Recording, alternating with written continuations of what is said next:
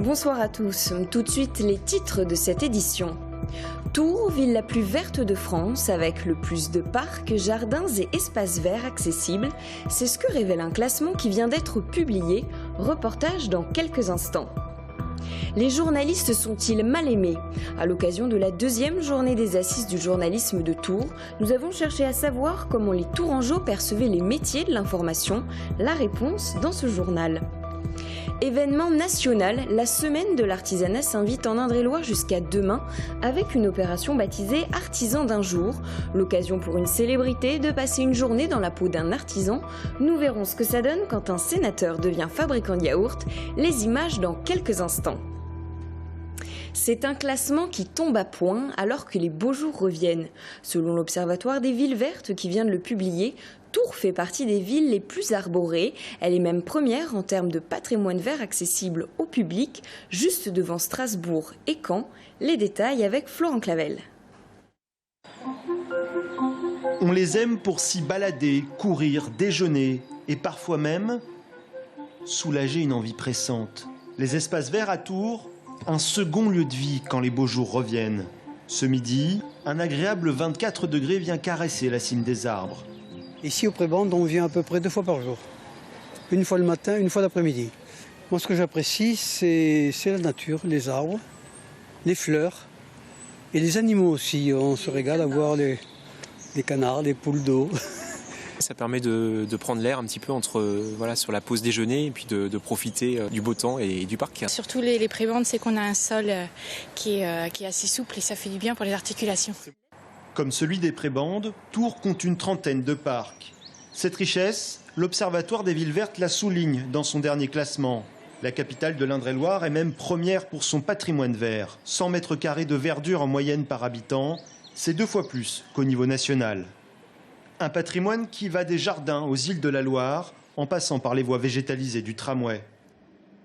Pour l'élu vert Emmanuel Denis, c'est une excellente nouvelle. Mais à la lecture de l'étude, la ville peut aller plus loin. 60% des gens veulent plus d'espaces verts et puis il y en a aussi 50% qui pensent que la ville de demain sera une ville végétalisée et une ville écologique.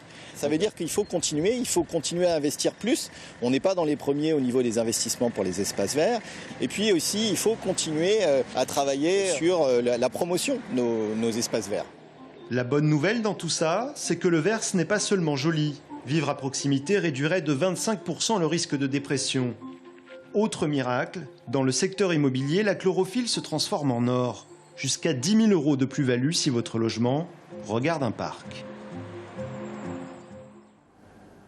Mobilisation des syndicats contre le plan de restructuration du centre hospitalier de Tours.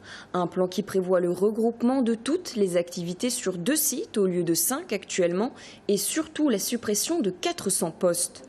Aujourd'hui, les syndicats ont écrit une lettre ouverte à la ministre de la Santé Marisol Touraine avant un appel à manifester le 28 mars. On écoute l'un des représentants de l'intersyndicale du CHU. Aujourd'hui, on n'arrive déjà plus à travailler correctement dans nos hôpitaux et on nous dit que demain, on va encore faire avec moins. C'est plus possible. Même si on a des bâtiments neufs, si on a moins, on ne pourra plus travailler. Des idées, les personnels et leurs représentants, on en a plein, simplement, ils ne sont jamais retenus. Nous convoquons donc les 2 instances extraordinaires, CTE, CHSCT extraordinaire. On a une information qu'on va faire au niveau des hospitaliers, comme on l'a fait, et on a une manifestation de prévue le 28. Tours, capitale du journalisme, cette semaine à l'occasion des Assises du journalisme qui se déroulent au Vinci jusqu'à demain. L'occasion pour nous de s'intéresser à la perception qu'ont les Tourangeaux de cette profession parfois critiquée. Romain Delville est allé à la rencontre des Tourangeaux. Il a cherché à savoir quel regard vous portiez sur les métiers de l'information à l'heure des réseaux sociaux.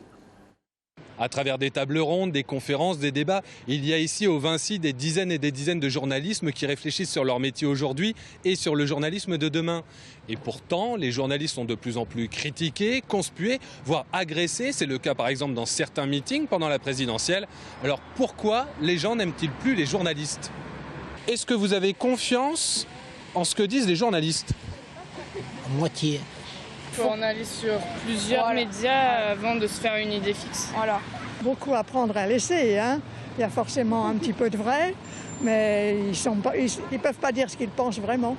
Ah bah, toujours une réserve. Hein. On ne croit pas tout ce qu'ils disent. Hein. Pas vrai. Fausses nouvelles, fake news comme on dit, super pouvoir des communicants, influence des réseaux sociaux, avenir du métier de journaliste, les assises du journalisme tentent de décrypter ces phénomènes. L'objectif, redevenir plus crédible aux yeux du public. Présentatrice vedette du JT dans les années 80 en duo avec Yves Mourouzi, Marie-Laure Augré considère déjà qu'à son époque, il y avait une méfiance vis-à-vis des journalistes. Mais une méfiance qui venait des politiques, du pouvoir, moins du public. À partir du moment où nous, on se repositionne sur ce qui est notre fonction fondamentale, d'aller aux sources, de faire le tri, de mettre en perspective, d'expliquer, de hiérarchiser l'information, dans ce magma incroyable, on va reprendre tout notre sens. Si on fait ça, voilà, on retrouvera une forme de crédibilité. Si ça, on le rate, là, on est mal barré. Et c'est tout l'enjeu du thème des assises de cette année, informer et s'informer dans 10 ans. À quoi ressemblera l'agriculture du futur? C'est la question que l'on se pose ce soir dans le Grand Talk. Tracteurs high-tech, agriculteurs connectés, nouveaux modes de production, est-ce que ça marche? Quels sont les enjeux de ces cultures de demain? Il s'agit du grand dossier de l'émission Extrait.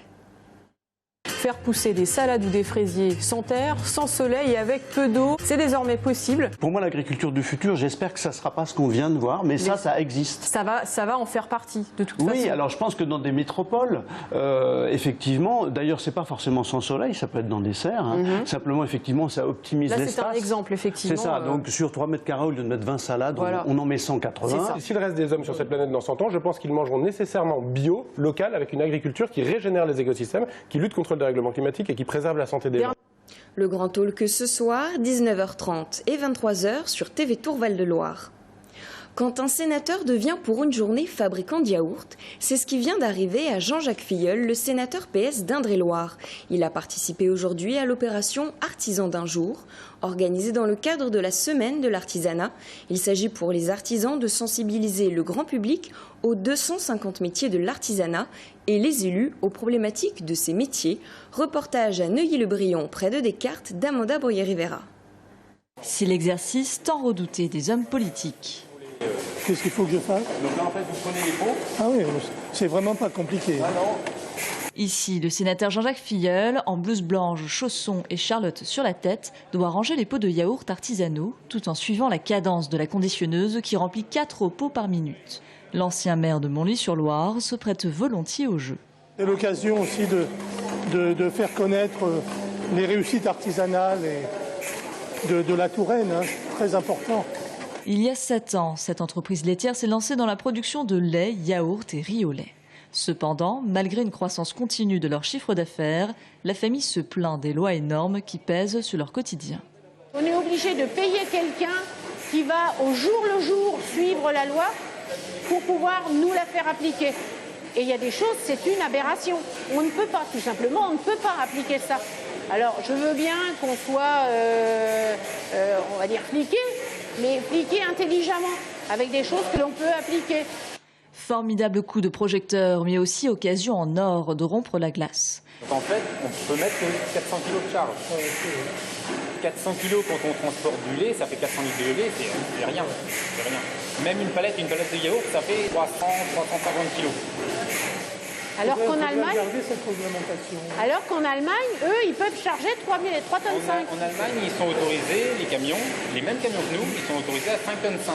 Pour la Chambre des métiers et de l'artisanat qui a organisé cette visite ludique, c'est une excellente manière de faire du lobbying. Le principe de rentrer dans l'entreprise, de regarder comment ils travaillent, de toucher un peu les matières, d'essayer de se mettre à la place de l'artisan, ça leur fait mieux comprendre la difficulté, ça les imprègne un peu mieux. On va dire qu'on est quand même de mieux en mieux écoutés depuis quelques années, depuis qu'on a mis en place ces rencontres territoriales et ces rencontres artisanales. On commence à être un petit peu entendus. Par cette opération, la Chambre des métiers veut mettre en valeur la place des artisans dans l'économie locale et nationale. Montrer les réussites et les difficultés est une façon de peser dans le débat public. En Indre-et-Loire, une 3e maison de la solidarité vient de voir le jour. Elle s'est installée dans le nouvel écoquartier Montconseil à Tours. Ouverte à tous, sans condition de ressources, elle réunit dans un même lieu les professionnels de l'action sociale, assurant un service public gratuit de proximité. Explication avec Adrien Portron.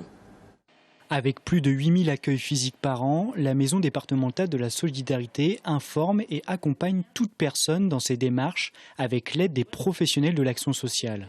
Pour cela, 5 pôles sont mis à disposition, le pôle action sociale, enfance, insertion, autonomie ou encore PMI.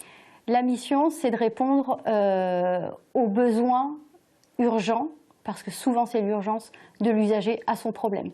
J'ai un problème, je sais où aller pour avoir ou la réponse ou la solution. Un investissement important de 4,5 millions d'euros pour une surface de plus de 1000 m². Ces locaux permettent à 50 agents d'y travailler au quotidien.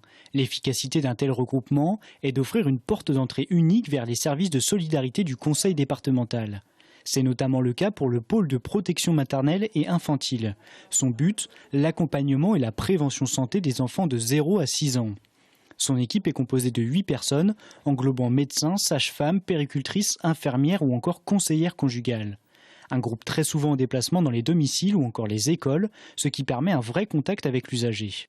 C'est un service qui est très demandé, qui est très apprécié. Ne serait-ce qu'en consultation, on peut accorder quand même 40 minutes de consultation à des enfants, alors qu'on sait qu'en ville, ce n'est pas forcément le cas. Alors ce que je dis toujours, c'est que nous faisons bien la consultation de prévention. Donc en aucun cas, nous nous substituons aux médecins de ville, que ce soit des pédiatres ou des médecins traitants. On travaille en complémentarité. Une chance qui permet de mieux cibler l'action en faveur des publics en difficulté, tout cela gratuitement. On parle sport à présent avec le match demain du TFC contre Valenciennes pour la 30e journée du championnat. Les Tourangeaux restent toujours 20e et dernier du classement. Un match important donc pour cette équipe à seulement 3 points du premier non relégable suite à leur victoire contre Orléans 3-1. On écoute l'entraîneur du TFC, Noureddine El Wardani. J'ai toujours dit qu'on s'en sortira par le jeu. Les 3 dernières sorties ne donne pas raison forcément, mais nous donne satisfaction en tout cas. Là, on aura en face de nous un adversaire qui est un peu dans la même philosophie que nous, qui aime avoir la balle, qui aime ressortir de derrière, donc il y aura un vrai rapport de force. Je pense que c'est une prise de conscience collective. On s'est tous posés autour d'une table, on a parlé, et je pense qu'il y a une prise de conscience, une vraie prise de conscience. On joue plus pour nous, on joue pour le club. Enfin, pour le club, on joue pour les dames de ménage, pour les gens qui sont dans les bureaux, pour les gens de la ville. Ça devient plus, c'est plus un objectif personnel, maintenant c'est l'objectif de toute une ville. Après c'est sûr que si le club descend national, ce sera compliqué. Après des mois de polémique, quel avenir pour le centre de déradicalisation de Pontourny? Va-t-il fermer ou au contraire accueillera-t-il bientôt de nouveaux pensionnaires? Les réponses dans un instant avec Pierre Pibaro, directeur de la cellule interministérielle réinsertion et citoyenneté. À tout de suite.